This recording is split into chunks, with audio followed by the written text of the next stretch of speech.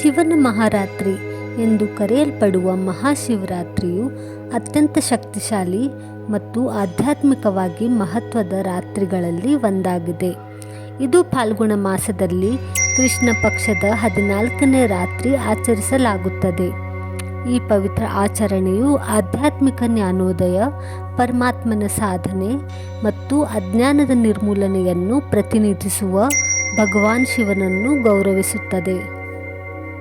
ಈ ದಿನ ನಾವು ಮಾಡುವ ಕಾರ್ಯಗಳು: ಬೆಳಗ್ಗೆ ತಣ್ಣೀರಿನ ಸ್ನಾನ, ಉಪವಾಸ, ದೇವರ ಧ್ಯಾನ, ದೇವಾಲಯಕ್ಕೆ ಹೋಗುವುದು, ಇಡೀ ರಾತ್ರಿ ಜಾಗರಣೆ ಮಾಡುವುದು, ಅರ್ಪಣೆಗಳು ಮತ್ತು ಜಪ.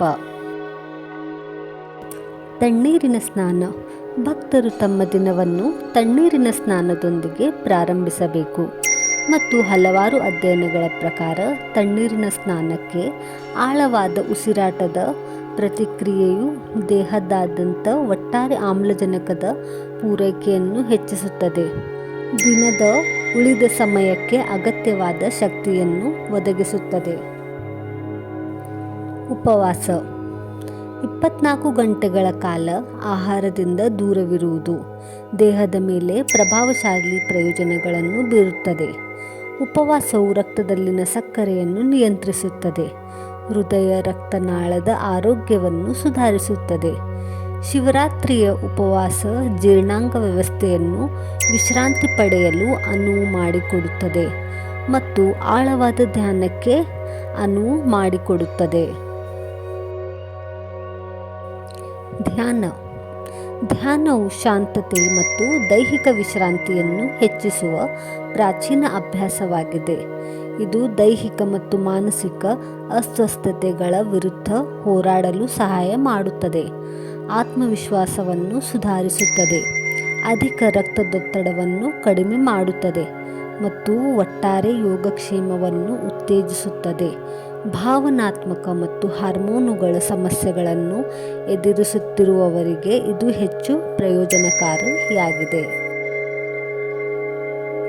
ದೇವಾಲಯ: ಶಿವರಾತ್ರಿಯಂದು ಜನರು ದೇವಾಲಯಕ್ಕೆ ಹೋಗಿ ಆತ್ಮಶುದ್ಧೀಕರಣ, ಅಹಂಕಾರವನ್ನು ಹೋಗಲಾಡಿಸಲು ಮತ್ತು ಮುಕ್ತಿ ಪಡೆಯಲು ಹಾಲು, ನೀರು ಮತ್ತು ಬಿಲ್ವಪತ್ರೆಯನ್ನು ಅರ್ಪಿಸುತ್ತಾರೆ.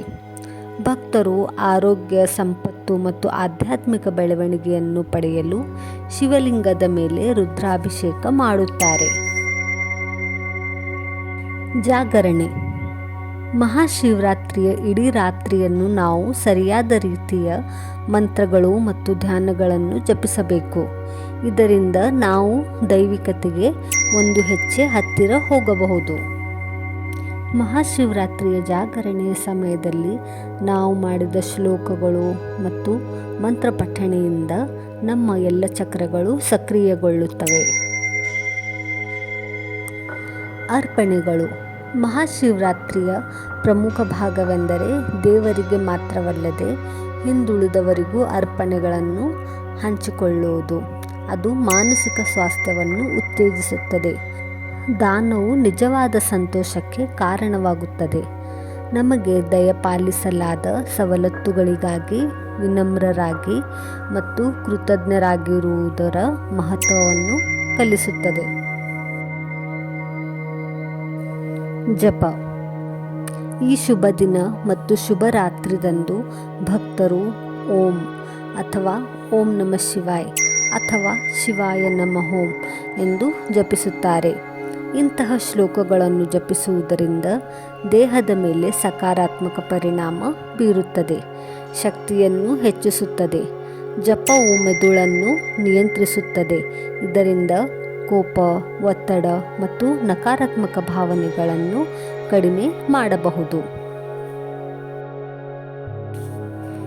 ಕನ್ನಡದ ಚಿಲಿಪಿಲಿಯ ಎಲ್ಲ ವೀಕ್ಷಕರಿಗೆ ಮಹಾಶಿವರಾತ್ರಿ ಹಬ್ಬದ ಶುಭಾಶಯಗಳು. ಮಹಾಶಿವರಾತ್ರಿಯು ನಿಮ್ಮ ಜೀವನಕ್ಕೆ ಶಕ್ತಿ ಮತ್ತು ಸಕಾರಾತ್ಮಕತೆಯನ್ನು ತರಲಿ.